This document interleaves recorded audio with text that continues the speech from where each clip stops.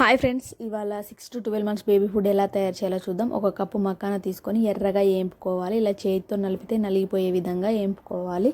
మళ్ళీ అదే కప్పుతోటి ఓట్స్ కూడా వేంపుకోవాలి.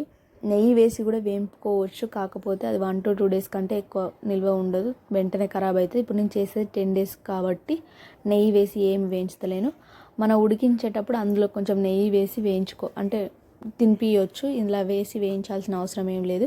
అదే కప్పుతోటి 1/2 కప్పు మళ్ళీ అటుకులు కూడా వేసి వేయించాలి.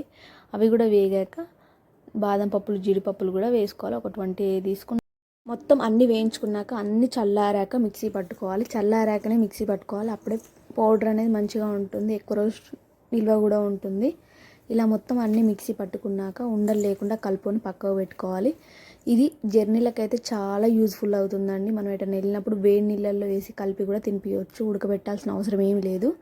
ఇప్పుడు ఒక 2 స్పూన్స్ తీసుకొని వాటర్, ఒక 1.5 గ్లాస్ వాటర్ పోసాను, టీ గ్లాస్ వాటర్ పోసాను. ఒక 5 minutes ఉడికించాను ఫ్రెండ్స్, అంతే. కొంచెం సాల్ట్ కూడా వేసాను, చిటికెడంతా.